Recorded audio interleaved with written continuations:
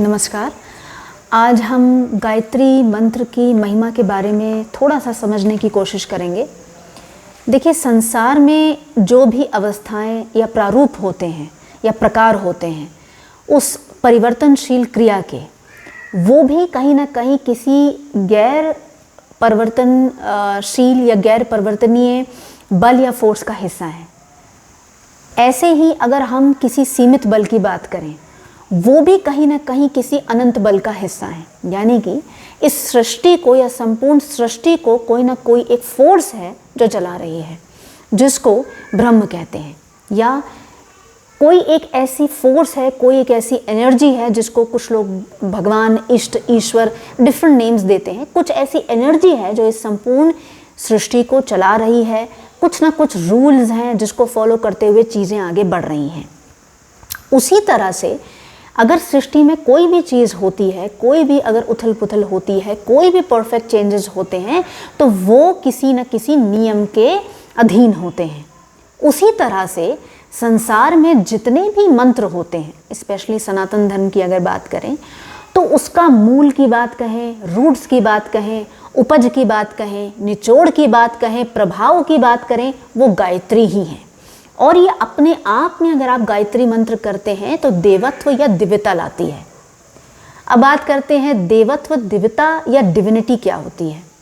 देखिए, डिविनिटी का मतलब something which is a visible source of light and energy. अब आज के परिवेश में या संदर्भ में visible source of light and energy क्या हुआ? सूर्य, जिसके बारे में कहा गया है अस्वादित्यो ब्रह्म, यानी कि जो साक्षात ब्रह्म मुझे दिखते हैं, साक्षात जो मुझे भगवान दिखते हैं, वो है सूर्य। और अगर सूर्य की ही उपासना की जाए तो उसमें अपने आप से गायत्री का रूप आ जाता है या प्रारूप आ जाता है। तो गायत्री जो हुई वो वेद माता हो गई।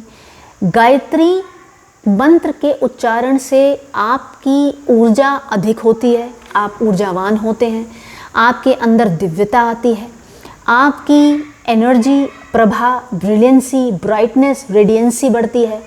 और आप अगर गायत्री मंत्र करते हैं, वो कहा जाता है कि गायत्री मंत्र करना और 4 वेदों को पढ़ना इक्विवेलेंट माना जाता है। कुछ लोग इसे सूर्य के रूप में मानते हैं, कुछ लोग इसे इष्ट देवता के रूप में। प्रारूप उसके डिफरेंट हो सकते हैं, लेकिन गायत्री से सब तरफ से पॉजिटिविटी आती है। एट द सेम टाइम जो लोग रेगुलर गायत्री मंत्र करते हैं, उनकी अपने आप एक स्पिरिचुअल सिम्फनी क्रिएट होती हुई जाती है। जब आप एक लय में गायत्री मंत्र करते हैं तो वो एक तरह की पॉजिटिव वाइब्रेशनल एनर्जी क्रिएट करते हुए चलता है। आप खुद भी ऐसा करके देख सकते हैं। अगर आप 108 बार डेली गायत्री मंत्र पढ़ रहे हैं, आफ्टर सम टाइम आपके अंदर से कुछ ना कुछ एक पर्टिकुलर रिदम निकलने लगेगी और वो होती है एक positive vibrational energy.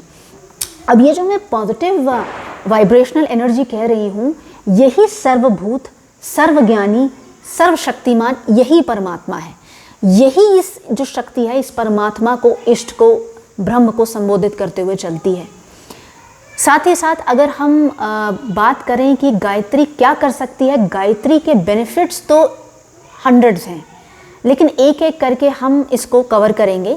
For starters, सूत संहिता में भी एक मंत्र कहा गया है जो ये बताता हुआ चलता है कि गायत्री की हमारे जीवन में क्या महिमा है। वो इस प्रकार है: यो देवा सवितास्माकं धियो धर्माधि गोचरा प्रेरयत तस्य यदर्गहा तद रेण्या मुपास महे। इसके कहने का मतलब ये हुआ कि हम उस परमात्मा को जो सुप्रीम एक आभा देते हैं, रेडियंस देते हैं, पॉजिटिविटी देते हैं, लाइट देते हैं, हम उस परमात्मा स्वरूप को या उस परमात्मा के सामने झुकते हैं, उसकी वंदना करते हैं, उसको प्रे करते हैं, जो हमें प्रेरित करता है। यानी कि सूर्य भगवान से कहा जाता है कि जो आप सुप्रीम हैं, आप सर्वोच्च हैं, हम आपको प्रे करते हैं, हम आपकी पूजा अर्चना करते हैं कि आप हमें प्रेरित करें कि हम न्याय परायण रह सकें, हमारे जो एक्शंस हैं, जो हमारे कार्य हैं, जो हमारे कर्तव्य हैं, वो नेक हों, सुकृत हों, अच्छे हों, सामाजिक दृष्टिकोण से नीति संगत हों। इस तरह की आप हमें ऐसी बुद्धि दें, ऐसी प्रज्ञा, ऐसी मेधा प्रदान करें कि हमारे एक्शंस राइटियस हो सकें। तो ये तो मैंने आपको गायत्री मंत्र की महिमा बताई है। नेक्स्ट वीडियोस में मैं इस पे और आगे चर्चा करूंगी। इसी के साथ मुझे आज्ञा दीजिए, मैं नेक्स्ट वीडियो में हाजिर होंगी। नमस्कार।